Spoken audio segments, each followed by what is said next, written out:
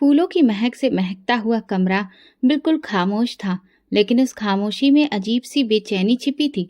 हर तरफ सुर्ख रोशनी, खुशबू और किसी जश्न की गवाही दे रही थी। मगर कमरे के कोने में बैठी नई नवेली दुल्हन माला की नजर बार बार दरवाजे की तरफ उठ रही थी। वो लाल और सुनहरे काम वाले लहंगे में बड़ी हसीन लग रही थी, लेकिन उस तस्वीर में खुशी का रंग कहीं दूर छूटा था। दरवाजा खुला और कमरे में रजत की मामा की बेटी दाखिल हुई। उसकी सांस फूली हुई थी, चेहरे पर घबराहट थी। भाभी, बुआ जी की तबीयत बहुत खराब हो गई है, भैया उन्हें अस्पताल ले गए हैं। माला की आंखों में एक लम्हे के लिए हैरत की झलक आई। फिर वो धीरे से बोली, क्या हुआ उन्हें? ब्लड प्रेशर बहुत ज्यादा हाई हो गया है। वो बात भी नहीं कर पा रही थी। भैया जल्दी में थे, तुरंत अस्पताल चले गए। ये कहकर वो पलट गई। माला कमरे में अकेली रह गई। अब फूलों की महक उसे बोझ लगने लगी। उसका लहंगा उसका दम घोटने लगा। शादी की रात का जो सपना उसने बरसों से सजाया था, वो इस तरह से अकेलेपन में गुजरेगी, ये तो उसने कभी सोचा भी नहीं था। माला ने फोन उठाया और अपनी माँ को कॉल मिलाई। माँ, आपको पता है, अभी तो मेरी शादी की रात है और रजत अपनी माँ को लेकर अस्पताल चला गया। दूसरी तरफ से उसकी माँ की आवाज आई, कटी कटी मगर जहर में डूबी हुई। देखा, यही होता है जब लड़का माँ का गुलाम होता है। माला, तुम्हें अभी से सीखना होगा, वरना पूरी जिंदगी उसी माँ के साए तले दबकर गुजरेगी। माँ, मगर अगर वाकई उनकी तबीयत खराब थी तो? अरे बेवकूफ लड़की, यही तो वो चालाक औरतें करती हैं। सुहाग रात ही खराब कर दी लड़की की, पहले शुरुआत ही तोड़ कर रखी, ताकि सारी जिंदगी में सर न उठा सके। तुम्हें अपनी जगह बनानी है तो उन्हें नीचे दिखाना होगा। माला चुप हो गई। दिल तो चाहा कि कह दे माँ, शायद वाकई उनकी तबीयत खराब हो, मगर माँ की बातों का जहर धीरे धीरे दिल में उतरने लगा। वो सास को बस एक बीमार औरत नहीं, एक चालाक दुश्मन समझने लगी। एक ऐसा दुश्मन जिसकी मोहब्बत उसकी जिंदगी और उसके सपनों को निगलने के लिए तैयार हो। रात ढल गई। माला अकेली बिस्तर पर लेटी रही। कभी आंखें बंद करके रजत के सपनों में खो जाती, तो कभी अपनी माँ के शब्द याद करने लगती। सुबह होने को थी जब रजत वापस आया। उसके चेहरे पर थकान और फिक्र के आसार दिख रहे थे। माँ कैसी है? माला ने हल्की आवाज में पूछा। अब ठीक है, लेकिन डॉक्टर ने उन्हें आराम करने को कहा है और कुछ दिन के लिए बिल्कुल भी तनाव से दूर रखने को बोला है। माला ने खामोशी से सिर हिला दिया, मगर दिल में एक चिंगारी सी लग गई। उसे महसूस हुआ कि रजत की सारी तवज्जो, उसकी फिक्र, उसका वक्त सब उसकी माँ के लिए है, और वो बस एक खूबसूरत हकीकत की तरह है जो सिर्फ उसकी पत्नी ही बनी रही। दोपहर में माला की माँ उससे मिलने आई। उनके लहजे में हमदर्दी कम और गुस्सा ज्यादा था। मेरी बेटी को सुहाग रात भी नसीब नहीं हो पाई, और वजह वही सास। देख लो माला, ये तो अभी शुरुआत है। तुम्हें इस घर में अपनी पहचान बनानी होगी। तुम ये जज्बाती ड्रामा से खुद को बचाना। माला ने सिर हिलाया। उसकी आंखों में खामोश विद्रोह उभर आया था। मोहब्बत की जगह अब जिद ने ले ली थी, और ये जिद आने वाले दिनों को एक तूफान में बदलने वाली थी। रात को जब रजत कमरे में आया, माला ने करवट बदल ली। रजत ने हैरत से पूछा, क्या बात है? तुम मुझसे नाराज हो? तुम्हें क्या फर्क पड़ता है? तुम्हारे लिए तो सबसे अहम तुम्हारी माँ है। माला का तीखा लहजा देखकर उसने कहा, ऐसी बातें क्यों कर रही हो माला? माँ सच में बीमार थी। मैं क्या करता? अगर वो बीमार थी तो उनको आपकी जगह कोई और भी तो अस्पताल लेकर जा सकता था। रजत ने ठंडी सांस ली और चुप हो गया। उसने सोचा, ये बस शादी के शुरुआती दिनों का दबाव है, सब ठीक हो जाएगा। मगर वो नहीं जानता था कि जो बीज आज दिलों में बोया जा रहा है, वो कल जहर उगलेगा। पहली रात गुजर गई, लेकिन उस रात की खामोशी में दरार की पहली ईंट रख दी गई थी। सुबह का सूरज कमरे की खिड़की से छन छन कर अंदर दाखिल हो रहा था, लेकिन मन की आंखों में रोशनी नहीं, सिर्फ शिकायतें थीं। रजत अपनी माँ संतोषी की दवाइयाँ और नाश्ता लेने के चक्कर में व्यस्त था, और माला इधर सजी सवरी बिस्तर पर अकेली लेटी थी। कल रात की नाराजगी आज सुबह एक बहस बन चुकी थी, जो हर बात में चुभने लगी थी। वो धीरे से बोली, आपके लिए चाय तैयार है, माँ जी के लिए भी एक कप रख लेना, उनकी शुगर कम है आज। रजत ने नरमी से कहा और तौलिया लेकर बाथरूम की तरफ बढ़ गया। माला ने अपने होंठ कस के दबा लिए। दिल चाहा कि कुछ बोले, मगर खुद को रोक लिया। लेकिन खामोशी का मतलब सुकून नहीं होता। दिल की दीवारों पर जो शब्द नहीं बोले जाते, वो और भी गहराई छोड़ जाते हैं। दोपहर के बाद रजत कमरे में आया। माला अब भी तैयार हुई थी, चेहरे पर हल्की सी उम्मीद की चमक थी। चलिए बाहर चलते हैं, थोड़ा घूमते हैं, मुझे भी हवा बदलने की जरूरत है। रजत ने मुस्कुराकर उसकी तरफ देखा, मगर फिर नजरें फेर कर बोला, माँ को आज दोबारा चेकअप के लिए ले जाना है, डॉक्टर ने बुलाया है, तुम आराम करो तो हम जल्द वापस आ जाएंगे। माला की चमकती आंखों में लम्हे भर में कोहरा उतर आया। हम मतलब आप और आपकी माँ? हाँ, मेरे अलावा है कौन उनका? और मैं नहीं चाहता कि माँ अकेली जाए। उनकी तबीयत कल रात बहुत खराब थी। माला ने अपना रुख फेर लिया। रजत ने शायद कुछ महसूस किया, मगर बिना कुछ कहे वो वहां से निकल गया। दोपहर के समय दरवाजे पर दस्तक हुई। माला की माँ और दो बहनें हाथों में गिफ्ट बैग और चंचल बातों के साथ दाखिल हुईं। सबने रस्म और रिवाज के मुताबिक नए जोड़े पहनाए, चूड़ियां पहनाई और खूब सारी तस्वीरें खींची, मगर माला के चेहरे की उदासी छुपी नहीं रह सकी। रजत कहाँ है? उसकी माँ ने आंखें मटकाकर पूछा। माँ जी को डॉक्टर के पास ले गए हैं, माला ने सपाट लहजे में जवाब दिया। माला की माँ ने नाक सिकोड़ी। लड़का शादी करके भी माँ के साथ घूम रहा है, तुम्हें कुछ करना पड़ेगा माला, तुम पत्नी हो, कोई नौकरानी नहीं कि हर वक्त उसकी माँ के पीछे पीछे घूमो। माला चुप रही, मगर उसकी बहनें ठहाका लगाकर बोली, दीदी कहीं आपके पति माँ के आशिक तो नहीं? माला के कानों में और जहर घोला जा रहा था और दिल में ये ख्याल अब और गहरा हो गया कि इस घर में वो एक गैर जरूरी इंसान है। बहन ने करीब आकर कान में धीरे से कहा, सुन लो, जो सास को ऊपर रखे वो बीवी को हमेशा नीचे ही रखता है। तुम्हें वक्त पर अपनी जगह लेनी होगी, अगर आज नहीं तो कल वो तुम्हारे यहाँ से निकल जाएगा। शाम ढल चुकी थी। राजत जब वापस आया तो दरवाजे पर जूतों की कतार देखकर चौंका। माँ को सहारा देकर अंदर लाया। माला की माँ ने सिर्फ औपचारिकता के लिए उनका हाल चाल पूछा और फिर संतोषी जी को ऊपर से नीचे तक अपनी नजर से तोला, जैसे परख रही हो कि ये औरत आखिर कितनी कमजोर है। फिर संतोषी जी ने धीरे से जवाब दिया, आप पहले से बेहतर हैं, और अपने कमरे में चली गई। रजत आकर सबके साथ बैठने की कोशिश करने लगा, मगर माँ के कमरे से हल्की सी खांसी की आवाज आई तो फौरन उठ खड़ा हुआ। माँ को दवा दे दूं, फिर आता हूँ, माला की माँ ने ताना मारते हुए हंसते हंसते बेटी के कान में कहा। ये मर्द तुम्हारे काबू में नहीं आएगा जब तक इसकी माँ इस घर में है। रात को माला ने रजत से बात छेड़ी, कब तक हम यूं ही रहेंगे? आपकी हर बात में बस माँ होती है।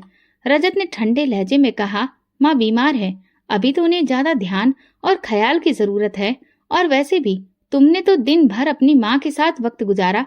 हाँ, लेकिन वो मेरी माँ है और मैं उनकी बेटी, लेकिन आप तो मेरे पति हैं। लेकिन आपको तो ये महसूस ही नहीं होता। रजत चुप रहा और कमरे में खामोशी छा गई। माला की आंखों में अब सिर्फ एक जिद थी। ये माँ बेटे का रिश्ता जो उसे नजरअंदाज कर रहा था, उसे तोड़कर ही दम लेगी। सुबह के धुंधलके में जब परिंदे चहचहाने लगे और घरों के किचन से हल्की आंच पर चाय के खौलने की आवाज आने लगी, तब संतोषी जी की आंख खुली। वो बिस्तर पर बैठकर धीरे से अपने पैरों को जमीन पर रखा। सर्दी की वजह से टाइल्स उनके वजूद में कांटे बनकर चुभ रहे थे। उन्हें अपनी शुगर का ख्याल था, नाश्ता वक्त पर नहीं मिले तो हाथ पांव कांपने लगते हैं। उन्होंने हल्की आवाज में माला को पुकारा, जो दूसरे कमरे में थी, लेकिन वहां से कोई जवाब नहीं आया। काफी देर गुजर गई। आखिरकार वो खुद उठकर किचन की तरफ गई। अलमारी में से बिस्किट का एक डिब्बा निकाला और पानी के गिलास से 2 गोलियां निगल ली। दिल में माला के ठंडे रवैये पर एक चुपचाप टीस सी उठी। उधर माला के कमरे में टीना, उसकी छोटी बहन की हंसी की आवाज आ रही थी। वो आराम से कपड़े चुन रही थी और सोशल मीडिया पर नए नए वीडियो शेयर कर रही थी। दीदी, आप सच में अपनी सास के लिए सुबह सुबह नाश्ता तैयार करती हैं? टीना ने ठहाका लगाते हुए पूछा। कभी कभी जब दिल करे, वैसे भी तो वो खुद ही कर लेती हैं। माला ने बड़े गुरूर से गर्दन उठाकर कहा। तो क्या हुआ अगर वो शुगर की मरीज हैं? आप कोई नर्स थोड़ी ना हैं। टीना की बात में जहर छुपा था। रजत निचली मंजिल से ऊपर आया तो दरवाजे से अपनी माँ को सहारा देते देखा। दिल घबरा गया। माँ, आपने नाश्ता नहीं किया क्या? क्या करती बेटा, तुम्हारी पत्नी व्यस्त थी, मैंने बिस्किट से गुजारा कर लिया। रजत ने माला को गुस्से से देखा, मगर वो टीना के साथ ऐसे व्यस्त थी जैसे कुछ सुना ही ना हो। उसके होठों पर मुस्कुराहट फैली रही, लेकिन अंदर एक तूफान उठ चुका था। दोपहर को जब मोहल्ले की औरतें जमा हुई तो माला ने चाय ऐसे अंदाज में पेश की जैसे वो एहसान कर रही हो।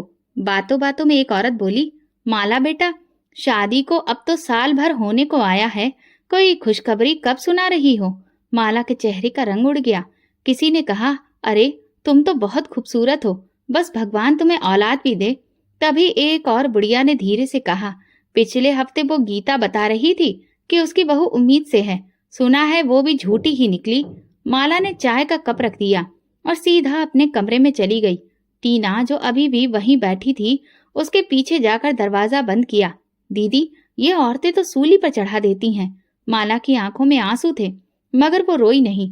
उसने शीशे में खुद को देखा और धीरे से कहा, सब मेरे खिलाफ हैं। उसी वक्त संतोषी जी अंदर आईं।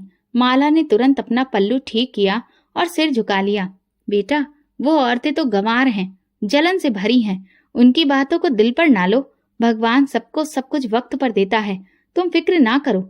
संतोषी जी का लहजा नरम था, लेकिन माला को लगा जैसे वो हमदर्दी के पर्दे में उसे जख्म दे रही हो। अच्छा है माँ जी, मगर कुछ बातें इंसान के दिल में चुभ जाती हैं, और जब हर बात पर सवाल उठे तो बर्दाश्त करना मुश्किल हो जाता है।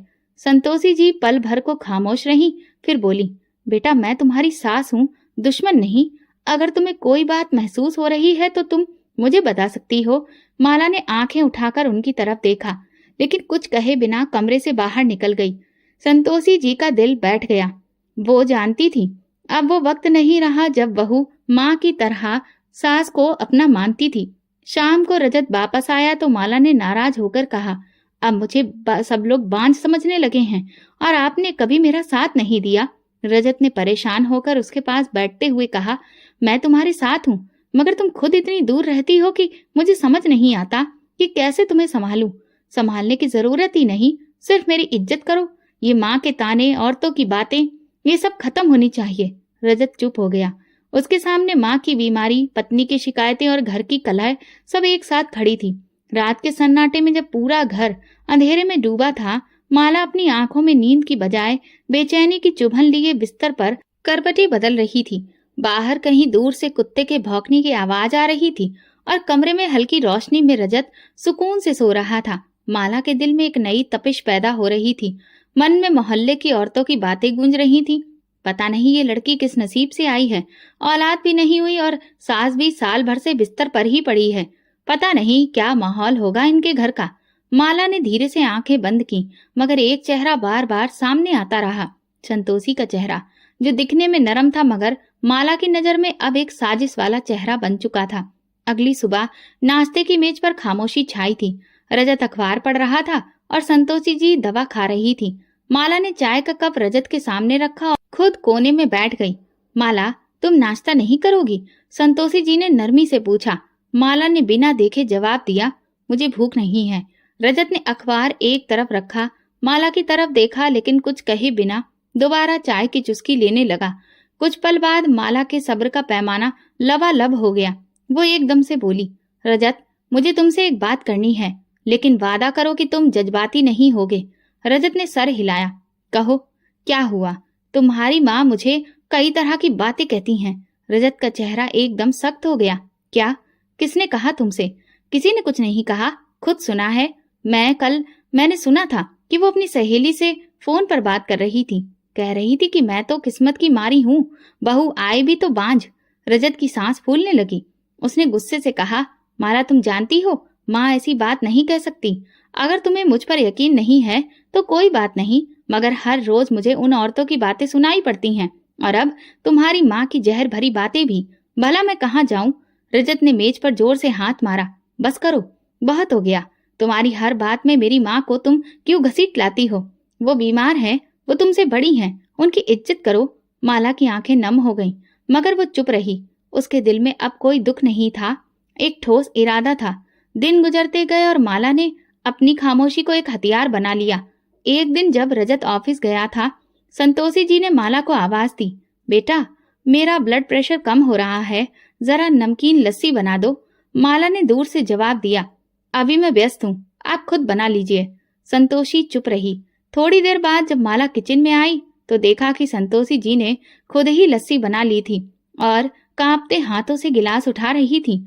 एक लम्हे को माला के अंदर कुछ अजीब सा हुआ, मगर उसने इस एहसास को झटक दिया, बहुत ड्रामेबाजी आती है इन्हें।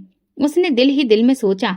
शाम को रजत ने माँ की तबीयत पूछी तो वो बोली, ठीक हूँ बेटा, बस थोड़ी कमजोरी थी। मैंने माला को लस्सी बनाने को कहा लेकिन उसने सुना ही नहीं। तभी माला ने तुरंत कहा, मैं किचन में व्यस्त थी। रजत ने सर हिलाया मगर कुछ कहा नहीं। माला ने अपनी माँ को तुरंत कॉल किया और सारी बात उन्हें बताई। दूसरी तरफ उनकी माँ ने जवाब दिया, अब तुम्हें समझ आ रहा है, वो औरत कभी तुम्हें अपना नहीं मानेगी, तुम्हें वो इसी तरह से धीरे धीरे जख्म देगी। अब वक्त है बदला लेने का, मोहब्बत से नहीं नफरत से। माला ने आईने में खुद को देखा। उसके चेहरे पर अब मासूमियत नहीं थी, आंखों में एक अनजानी रोशनी थी। संतोषी जी जो हर रोज भगवान से प्रार्थना करती थी, अब उनके मन में थकान और सवाल थे। शायद एक ही फरियाद थी कि बेटे की मोहब्बत सच है या फिर उसकी पत्नी की कहानी जीत जाएगी। और माला वो दिल से फैसला कर चुकी थी।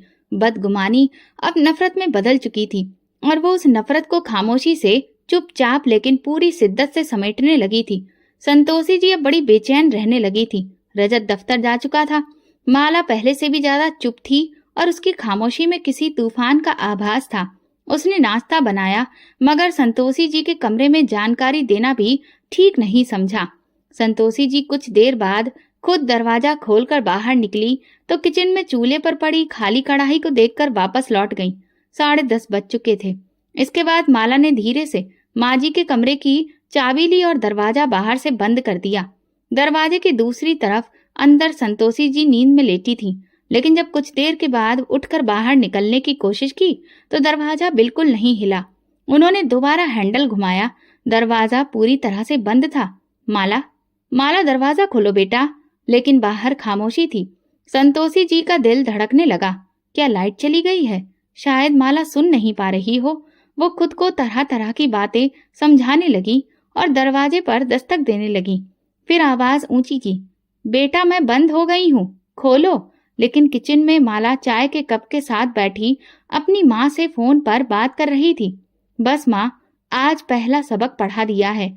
बंद कमरे में भूख और प्यास जब सिसकियां बनकर गूंजती हैं तो गुरूर खुद ब खुद घुटने टेक देता है। दूसरी तरफ उसकी माँ ने खूब तारीफ करना शुरू कर दी। बहुत अच्छा, अब देखना वो खुद तुम्हारे कदमों में आएगी। दोपहर की धूप बढ़ने लगी। कमरा अंदर से भट्टी बन चुका था। संतोषी जी की शुगर नीचे जा रही थी। उन्होंने दीवार के सहारे बैठने की कोशिश की। हे भगवान, ये कौन सी परीक्षा है? पानी भी नहीं है। हे भगवान, मेरी बहू को कुछ तो समझा दो। उनके होंठ सूख चुके थे, आवाज भारी हो चुकी थी, लेकिन वो बार बार दरवाजे पर दस्तक देती रही। अंदर वक्त रुक गया था और बाहर माला के दिल में नफरत का तूफान उठ रहा था। शाम के करीब रजत की गाड़ी गेट के सामने रुकी। वो रोज की तरह ठहाके लगाता अंदर आया। माला ने सोफे पर लेटने की एक्टिंग शुरू कर दी और पानी की कुछ बूंदें लेकर आंखों पर छिड़क ली। अब वो पूरी तरह तैयार थी। रजत पास आकर बोला, माला क्या हुआ? तुम्हारी तबीयत ठीक नहीं लग रही। माला ने धीरे से आंखें खोली। बस सर में बहुत दर्द है, दिल घबरा रहा है, शायद ब्लड प्रेशर का मामला है। रजत तुरंत पानी लेने के लिए उठा और नरमी से बोला, तुमने कुछ खाया था? चलो डॉक्टर के पास ले चलता हूँ। इसी वक्त संतोषी जी के कमरे से धीमी सी आवाज आई, जैसे कोई बहुत थका हुआ हो और बेहोश होने वाला हो। वो लगातार पुकार रही थी। रजत चौंक गया। माँ! उसने जल्दी से कमरे की तरफ दौड़ लगाई। दरवाजा खोलने लगा तो अंदाजा हुआ कि वो तो बाहर से बंद है। बेचैनी से उसने तेजी से दरवाजा खोला। सामने संतोषी जी जमीन पर हल्की बेहोशी की हालत में दिखी। चेहरा सफेद, होंठ सूखे, सांस उखड़ी हुई। माँ! रजत ने उन्हें सहारा दिया। ये क्या हुआ? आप अंदर कैसे बंद थीं? संतोषी जी ने मुश्किल से होंठ हिलाए। दरवाजा बंद हो गया था। सुबह से पानी तक नहीं मिला है। रजत ने बेयकीनी से माला को देखा, फिर तेजी से पानी का गिलास लाकर दिया। माँ की हालत देखकर वो घबरा गया।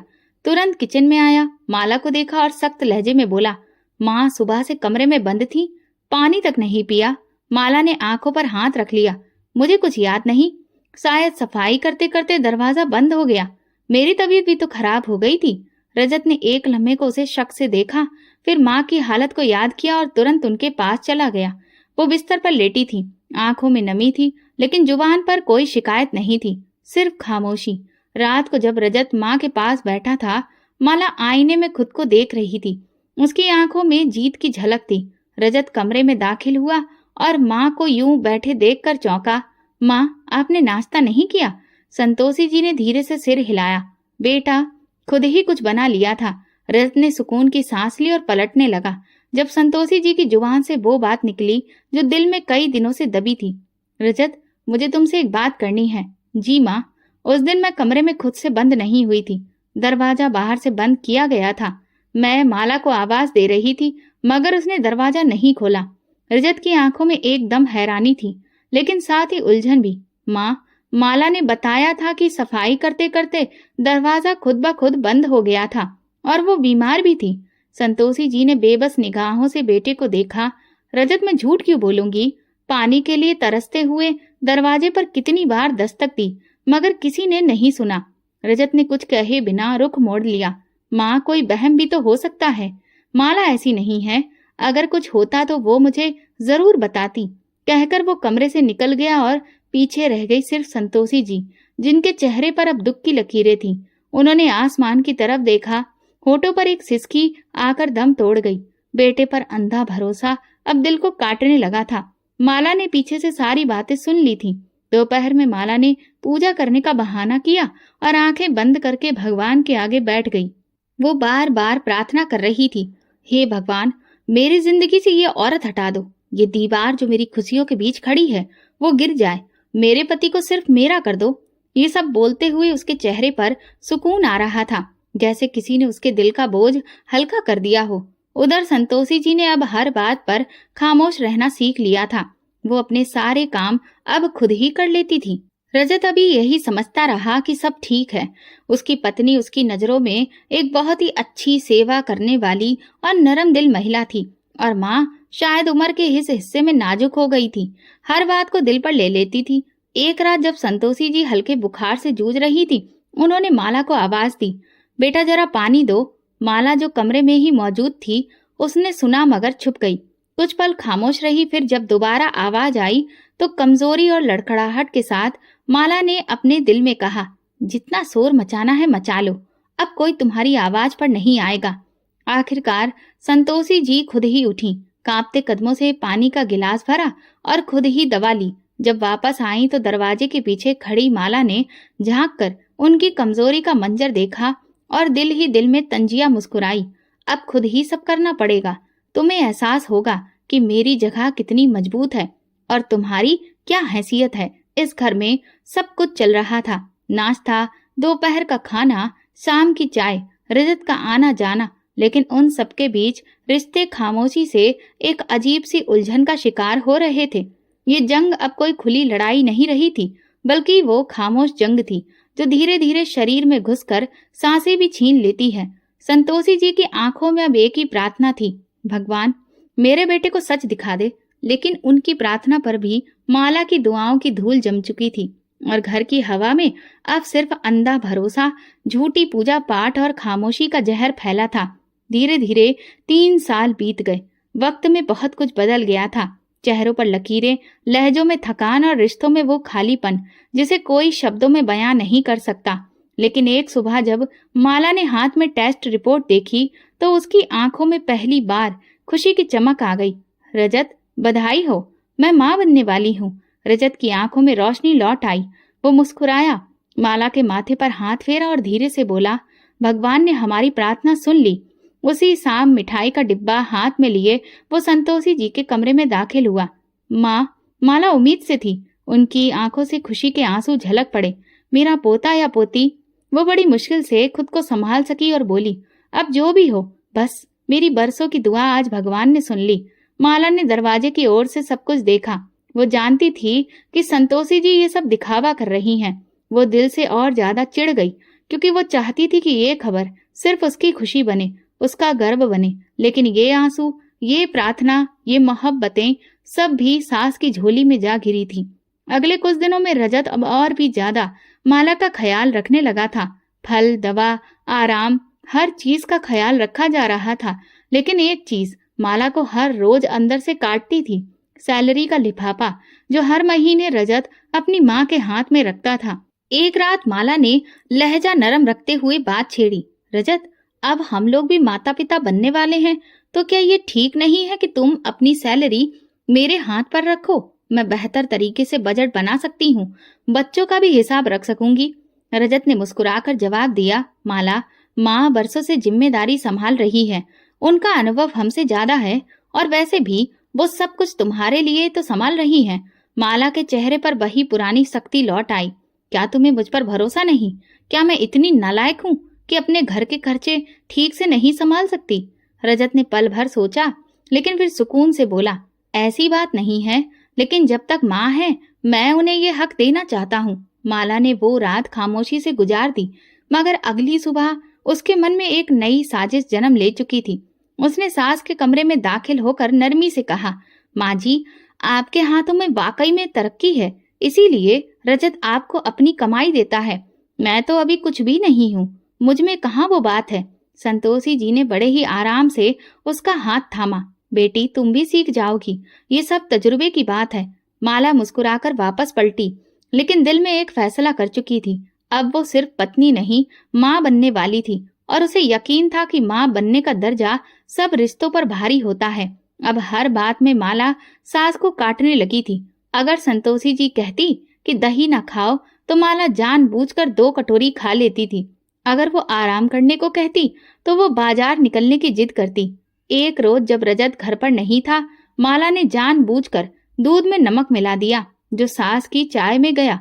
संतोषी जी ने एक घूंट लेते ही कप नीचे रखा और माला को आवाज दी, बेटा, लगता है दूध खराब हो गया है। माला चेहरे पर हैरत दिखाते हुए बोली, अरे माफ करना माँ जी, शायद नजर नहीं आया।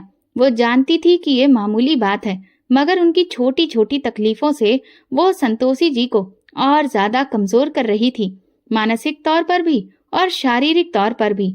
रजत अब भी सब कुछ ठीक समझ रहा था।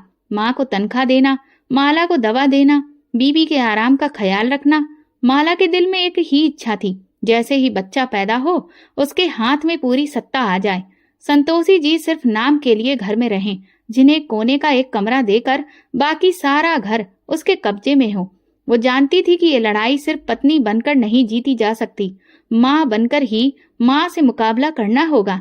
घर के आंगन में नीम का पेड़ आज भी चुपचाप खड़ा था, जैसे सब कुछ जानता हो मगर जुबान पर मौन लगा हो। दीवारों पर पुरानी तस्वीरें अभी मौजूद थीं, जिनमें मुस्कुराहटें जमी हुई थीं, लेकिन हकीकत उनसे कोसों दूर जा चुकी थी। धीरे धीरे माला की सोच अब संतोषी जी को पूरी तरह से खत्म करने की ओर बढ़ने लगी थी। माँ बनने की खबर के बाद रजत अब उस पर बहुत ध्यान दे रहा था, लेकिन इसके साथ साथ वो अपनी माँ का भी ख्याल रखता था। तनख्वाह भी अभी तक माला के हाथ नहीं आई थी। ये सब कुछ माला को अंदर ही अंदर खा जाता था।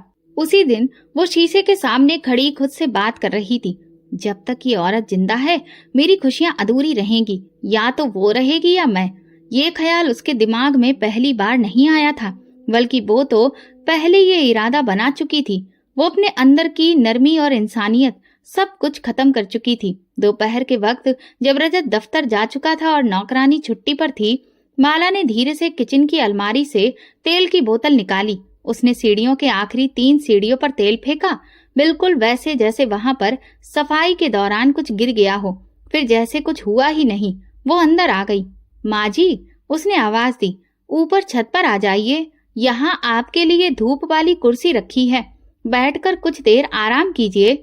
संतोषी जी को माला के लहजे में कुछ अजीब महसूस हुआ, मगर वो माँ थी और अब भी दिल के किसी कोने में बहू पर भरोसा बाकी था। वो धीरे धीरे सीढ़ियां चढ़ने लगी, लेकिन जैसे ही वो आखिरी सीढ़ी पर पहुंची, उनका पैर फिसलने ही वाला था कि उन्होंने नीचे की रेलिंग थाम ली। दिल तेजी से धड़कने लगा, सांस फूल गई। माला दरवाजे की ओट से ही सारे मंजर को देख रही थी। उसकी आंखों में बेचैनी थी, जैसे भगवान ने आखिरी लम्हे में उसके वार को रोक दिया हो। संतोषी जी थोड़ी देर सीढ़ियों पर ही बैठ गईं, फिर नीचे उतरकर अपने कमरे की ओर चली गईं। माला दांत पीस कर रह गई। अब भी बच गई ये औरत, मौत को भी हरा देने वाली निकली ये तो। वो गुस्से से बिफर पड़ी और खुद ही सीढ़ियों की सफाई के बहाने ऊपर जाने लगी। जैसे ही उसने तेल पर कदम रखा, एक चीख हवा में गूंज गई। माला का संतुलन बिगड़ा, पांव फिसला और वो जोर से नीचे आ गिरी। सिर के पीछे सीढ़ियां लग गईं और कमर में ऐसी चोट आई कि एक लम्हे के लिए सांस रुक गई। घर के अंदर खामोशी छा गई, मगर कुछ ही पल बाद संतोषी जी दौड़ती हुई बाहर निकली। उन्होंने बहू को जमीन पर गिरा पड़ा देखा, लगभग बेजान, और खून की एक लकीर पास से बहती हुई दिखी। माला की चीख रजत तक पहुंची, जो काम से जल्दी लौटने ही वाला था और दरवाजे पर ही था। रजत अपनी पत्नी की हालत देखकर बिल्कुल बदहवास हो गया। एम्बुलेंस बुलाई गई, अस्पताल ले जाया गया। कई घंटे की मशक्कत के बाद डॉक्टर ने खामोशी से कहा, हमें अफसोस है, हम बच्चे को नहीं बचा सके। रजत की दुनिया जैसे थम गई। वो कुर्सी पर बैठ गया, दोनों हाथों से चेहरा ढक लिया। संतोषी जी एक तरफ खड़ी थी, आंखों में आंसू मगर दिल में अजीब सी बेचैनी। ना जाने क्यों उन्हें महसूस हुआ कि यह हादसा नहीं था। घर वापसी पर माला चुप थी, दर्द से चूर मगर हारी हुई थी। उसके चेहरे पर दुख तो था, मगर आंखों में वही चमक बाकी थी, नफरत की और दोबारा वार करने की। संतोषी जी ने उसके लिए फल और दवा लाने की कोशिश की, मगर माला ने हाथ झटक लिया। मैं खुद सब कर लूंगी, आप रहने दें। रजत ने अपनी माँ की ओर देखा, फिर पत्नी की ओर। वो कुछ भी नहीं समझ पा रहा था, बस वक्त को इल्जाम दे रहा था। मगर वक्त खामोश तमाशा ही नहीं होता, वो याद रखता है और जवाब भी देता है। इस बार माला अपनी ही साजिश का शिकार हो चुकी थी, लेकिन ये सिर्फ एक कदम था। वो हार मानने वाली नहीं थी। उसे यकीन था अगली बार उसका वार कामयाब होगा। और संतोषी जी, वो अब पहले से ज्यादा चौकन्नी थी, मगर दिल के किसी कोने में ये सवाल जरूर जन्म ले चुका था, क्या मेरी बहू मेरी मौत की प्रार्थना करती है? अस्पताल से वापसी को एक हफ्ता बीत चुका था और घर की हवा अजीब सी थी, लेकिन अंदर ही अंदर एक नई घुटन जन्म ले चुकी थी। माला के चेहरे पर अब नफरत के साथ साथ नई चालाकी भी झलक रही थी, और संतोषी जी की आंखों में एक ही सवाल था, वो सवाल जो दिल में हर लम्हा गूंजता था मगर जुबान पर नहीं आता। रजत हर रात माला के पास बैठता, उसे तसल्ली देता, उसका दुख बांटने की कोशिश करता। माला लेकिन चुप रहती, जैसे कुछ कहना चाहती हो मगर हिचकिचा रही हो। आखिरकार एक शाम उसने रजत का हाथ थामा और धीरे से कहा, रजत, अगर मैं कुछ कहूं तो क्या तुम भरोसा करोगे? तो मैं अभी भी कुछ कहने से पहले सोचते हो, क्या तुम कमजोर हो शारीरिक और मानसिक तौर पर? मगर कहो, क्या बात है? माला ने नम आंखों से चेहरा घुमाया। मैंने खुद सीढ़ियों पर तेल नहीं गिराया था, मुझे भरोसा है कि वो तेल किसी और ने जानबूझकर डाला था। रजत का दिल धड़कने लगा। किसी और ने? माला ने बेहद मासूम लहजे में कहा, मैं कैसे कहूँ, मगर वो जगह माजी के कमरे के बिल्कुल बाहर है। और वही कह रही थी, ऊपर जाओ, धूप में बैठो। मुझे शक है रजत, शायद उन्होंने ही। ये सुनते ही रजत का दिल बैठने लगा। तुम ये क्या कह रही हो? माला रोने लगी। मैं इल्जाम नहीं लगा रही, सिर्फ अपना दर्द बांट रही हूँ। अगर वो मेरी माँ होती तो शायद ऐसा ना होता। मैं तो बस यही सोच रही हूँ, मेरे साथ ऐसा क्यों हुआ? रजत के दिल में एक बार फिर से द्वंद्व शुरू हो गया। वो जानता था कि उसकी माँ ऐसी नहीं है, मगर हालात और हादसा कुछ और ही दावा कर रहे थे। अगली सुबह वो सीढ़ियों की तरफ गया जहाँ हादसा हुआ था। सीढ़ियों के किनारे तेल के दाग अब भी लगे थे, जो सफाई के बावजूद पूरी तरह से हट नहीं सके थे। उसने दीवार का कोना देखा जहां से तेल फिसल कर नीचे तक आया था, ठीक उसी जगह जहां उसकी पत्नी गिरी थी। रजत अपनी माँ के कमरे में दाखिल हुआ और शक में पूछा, माँ, क्या आपने उस दिन सीढ़ियों पर सफाई की थी? संतोषी जी ने हैरत से उसे देखा। नहीं बेटा, सफाई तो तुम्हारी पत्नी करती है, तुम जानते हो। वो कह रही थी कि आपने उसे ऊपर भेजा था और उस वक्त वहां तेल पड़ा था। संतोषी जी का दिल धक्क से रह गया। रजत, तुम्हें मुझ पर शक है? तुम अपनी माँ पर इल्जाम लगा रहे हो? रजत ने नजर चुराते हुए कहा, मैं सिर्फ सच जानना चाहता हूँ माँ। मेरी पत्नी ने अपना बच्चा खोया है और सीढ़ियों पर तेल आपके कमरे के पास से गया है। संतोषी जी की आंखों में नमी उतर आई। बेटा, मैं तुम्हारी माँ हूँ। मेरी झोली में तुमने बचपन में सर रखा है। क्या तुम वाकई समझते हो कि मैं अपनी बहू और अपने आने वाले पोते को नुकसान पहुंचाऊंगी? रजत खड़ा रहा। वो चाहकर भी ना हाँ कर सका और ना इनकार कर सका। संतोषी जी ने दिल थाम कर कहा, अगर तुम्हें मुझ पर भरोसा नहीं है तो फिर मुझे अब यहाँ रहने की भी कोई जरूरत नहीं। रजत धीरे से पलटा और कमरे से बाहर निकल गया। उसके पीछे दरवाजा बंद हुआ और संतोषी जी के आंसू वहीं जमा हो गए। इस हादसे के बाद घर की हवा ठंडी पड़ गई। माला अब खामोश थी, मगर उसके चेहरे पर सुकून था। शायद उसने पहली बार किसी जंग में जीत हासिल की थी।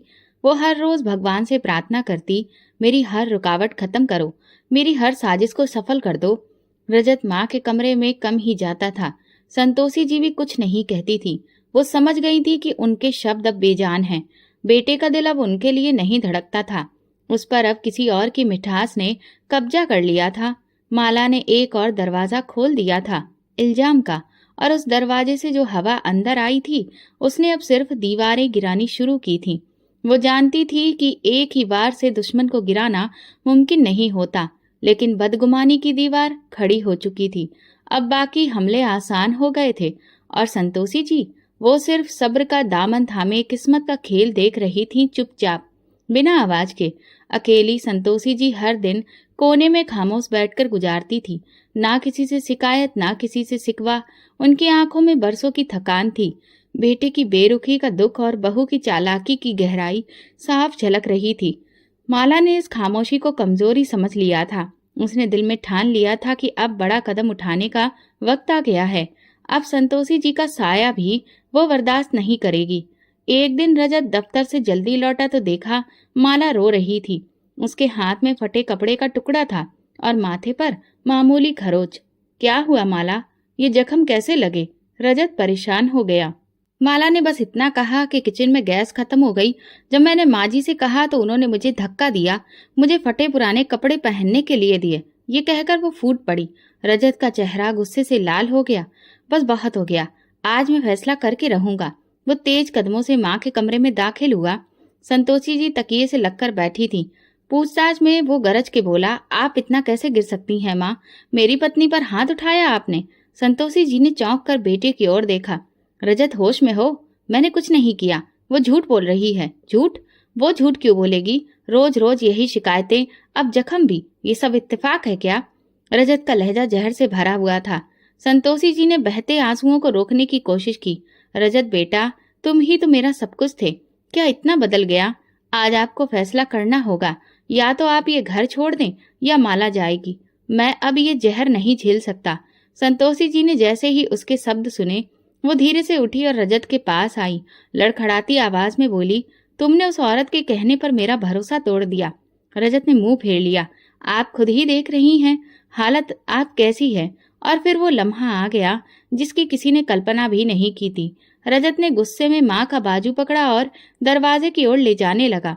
संतोषी जी की कमर लड़खड़ाई, आंखों से आंसू बह रहे थे, लेकिन जुबान से बस एक ही बात निकली, रजत, जिस दिन भगवान अपनी लाठी इंसाफ के लिए उठाएगा, उस दिन जो बोया गया है वही काटा जाएगा। दरवाजा बंद हुआ और संतोषी जी घर से बाहर निकाल दी गई। उनका बिस्तर, उनकी रामायण की किताब, उनकी दवाएं सब कमरे में रह गई। बस वो नहीं थी। माला खिड़की के पर्दे के पीछे से इस मंजर को देख रही थी। चेहरे पर सुकून, होठों पर दबी मुस्कान और आंखों में जीत की चमक। कुछ घंटे बाद उसने अपनी माँ और बहनों को घर बुला लिया। घर में ठहाके गूंजने लगे, मीठे पकवान बनने लगे और हर कोने में खुशबू फैल गई। माला के मायके वाले ऐसे आए जैसे किसी बड़ी जंग की जीत का जश्न मनाने आए हों। अब ये घर सिर्फ तुम्हारा है बेटी, माँ ने उसे सीने से लगाकर कहा। अब यहाँ सिर्फ तुम्हारा राज चलेगा। रजत, जो अपनी माँ को निकाल कर बैठा था, उन आवाजों से परेशान होकर कमरे में चला गया। उसका दिल बहुत वजन सोच रहा था, लेकिन भगवान का जख्म उसे खामोश रखे था। संतोषी जी, जिनके बिना ये घर कभी शांत नहीं होता था, अब कहीं किसी खामोश गली के कोने में एक बुजुर्ग चारपाई पर बैठी होंगी। अब उनकी प्रार्थनाएं बद्दुआओं में बदल चुकी थीं और माला, उसे पता था कि एक माँ को घर से निकालना जीत नहीं, मगर अगर मकसद पूरा करना है तो कुर्बानी जरूर होती है। मगर जो बद्दुआ किसी माँ की सिसकियों से निकले, वो आसमान तक जरूर जाती है। संतोषी जी की बद्दुआ हवा में तैरने लगी थी। इंसाफ की चक्की चलने को तैयार थी। वक्त कभी खामोश रहता है, कभी चीख कर इंतकाम लेता है। अब तो माला की खुशहाली परवान चढ़ रही थी। अब वो रजत की पूरी तनख्वाह संभालती थी, बाजार के खूब चक्कर लगाती, दोस्तों के साथ पार्टी करती और कभी कभी उसी सीढ़ी पर बैठकर चाय पीती जहां कभी उसने साजिशें की थी। रजत अब भी चुप था। एक दिन दोपहर की धूप नरम थी। घर में नई नौकरानी सफाई कर रही थी। सीढ़ियों के कोने में सर्फ से भरी बाल्टी उसने जरा सी लापरवाही से छोड़ दी। पानी और सर्फ के असर से सीढ़ियां चिकनी हो चुकी थीं। माला मोबाइल पर बात करते हुए नीचे आ रही थी। उसके कदम तेज थे, लहजा बुलंद और चेहरा घमंड से चमक रहा था। देखा माँ, मैं पहले ही कहती थी, ये घर अब सिर्फ मेरा है, पूरी तरह से। अब मुझे कोई रोकने वाला नहीं बचा। वो बूढ़ी औरत तो बद्दुआ देती चली गई, मैंने कुछ सुना ही नहीं। उसी पल एक चीख आसमान चीरती हुई बुलंद हुई। माला का पांव फिसला, संतुलन बिगड़ा और वो पूरी ताकत से सीढ़ियों से गिरती हुई नीचे जा पहुंची। कमरे में गूंजती हंसी एकदम से मातम में बदल गई। रजत दौड़ता हुआ बाहर निकला। माला जमीन पर बेसुध पड़ी थी। उसकी आंखें खुली थी मगर जुबान से कोई आवाज नहीं निकल रही थी। उसकी दोनों टांगें मुड़ चुकी थीं और चेहरा दर्द की शिद्दत से सफेद पड़ चुका था। एम्बुलेंस, अस्पताल, एक के बाद एक टेस्ट और फिर डॉक्टर की वो बात जो हर दरवाजा बंद कर देती है। दोनों टांगों में बेहद पेचीदा फ्रैक्चर है, पूरे आराम की जरूरत है। माला के होश में आने पर उसे खुद पर यकीन नहीं हुआ। जो दिन भर घर में घूमती थी अब बिस्तर पर बेजान पड़ी थी। रजत ने उसकी देखभाल के लिए एक नर्स रख ली थी। वो सब कुछ कर रहा था मगर दिन ब दिन माला की शिकायतें बढ़ती गईं और रजत का सब्र घटता गया। अब माला न सिर्फ शारीरिक रूप से लाचार थी बल्कि उसका अंदर का घमंड भी मर चुका था। एक दिन रजत खामोशी से कमरे में आया। उसके हाथ में कागजों का पुलिंदा था। माला ने कमजोर आवाज में पूछा, ये क्या है? रजत ने एक नजर उस पर डाली और फिर नजर फेर ली। तलाक के कागज है। मैंने फैसला कर लिया है, तुम अब मेरे साथ नहीं रह सकती। माला का शरीर तो पहले ही टूट चुका था, अब आत्मा पर भी आखिरी वार हो गया था। रजत, तुम भी? हाँ, मैं भी, वो सख्त लहजे में बोला। जिस घर को तुमने नफरत से बर्बाद किया, जिस माँ को तुमने बेइज्जत कर बाहर निकाला, आज उसी की बद्दुआ ने तुम्हें बिस्तर पर पहुंचा दिया है। मगर मैं अब और तुम्हारे साथ नहीं रह सकता। तुम्हारी जंग, तुम्हारी शादी, तुम्हारी अकड़ सब खत्म हो चुकी है। माला ने आंखें बंद की। आंसू बहने लगे मगर अब कोई पूछने वाला नहीं था, कोई सहारा देने वाला नहीं रहा। कुछ दिन बाद एक एम्बुलेंस उसे उसके मायके के दरवाजे पर छोड़ गई। जिस माँ ने उसे सास के खिलाफ साजिश करने के लिए उकसाया था, वही अब बेटी की लाचारी का बोझ उठाने से कतराने लगी। इसलिए उन्होंने अपनी बेटी को अपनाने से साफ मना कर दिया। ये देखकर रजत फिर थक हार कर माला को वापस अपने ही घर ले आया। अब घर की रोशनी में वो आवाजें सब छिन चुकी थीं और कहीं दूर एक मंदिर के कोने में संतोषी जी साधारण कपड़ों में प्रार्थना कर रही थी। माला को लाचार हुए कई हफ्ते बीत चुके थे। उसकी झूठी सानो शौकत और आवाज की खनक बीते दिनों की बातें बन चुकी थी। रजत चुपचाप, गंभीर और अकेला रहने लगा था। माँ की कमी उसके वजूद में गूंजने लगी थी, जैसे हर खामोश लम्हा संतोषी जी को आवाज दे रहा हो। लेकिन गुरूर की दीवार अब भी बीच में थी। इस दौरान पुरानी नौकरानी जो माला के हादसे के बाद छुट्टी पर चली गई थी, अचानक वापस आई। रजत ने भर्राए स्वर में पूछा, तुम कहाँ थी? उसने नजरी झुका ली, फिर धीरे से बोली, बेटा मैं तो उस दिन से बेचैन हूँ जब माला बिटिया गिरी, और मैं सच नहीं बोल सकी।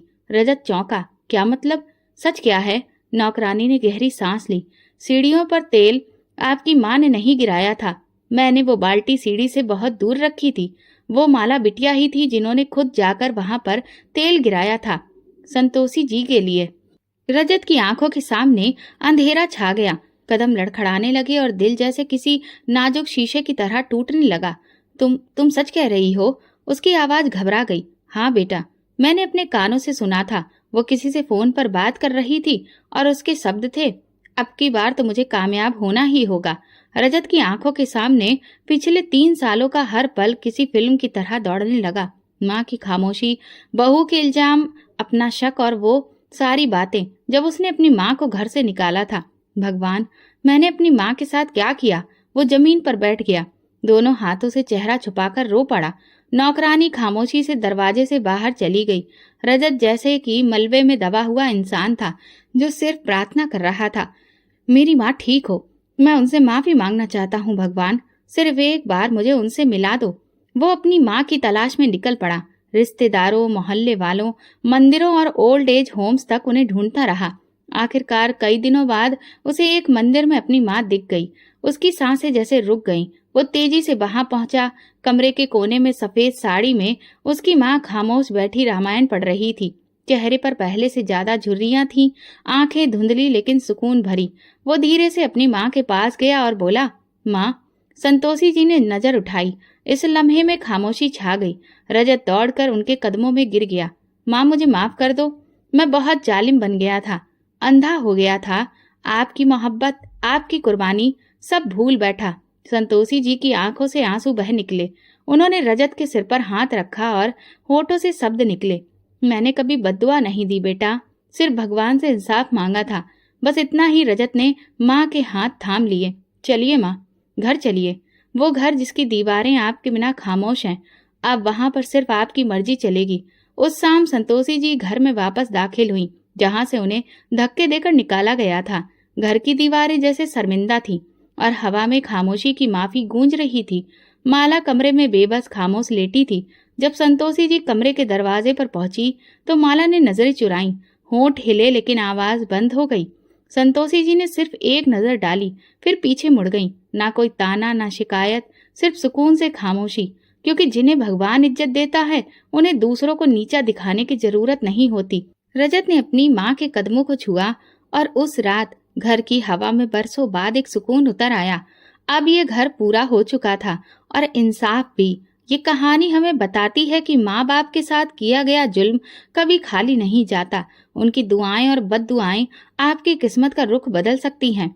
झूठ और साजिश आपको कुछ वक्त तक फायदा दिला सकती हैं, लेकिन अंजाम हमेशा सच्चाई और इंसाफ के ही हक में होता है। तो दोस्तों, अगर आपको हमारी कहानी पसंद आई तो कमेंट करके ज़रूर बताएं। वीडियो को लाइक करें और ज़्यादा से ज़्यादा शेयर करें। अगर आप चैनल पर नए हैं तो सब्सक्राइब जरूर करें और नोटिफिकेशन बेल दबाएं ताकि अगली अपडेट सबसे पहले आपको मिले। धन्यवाद।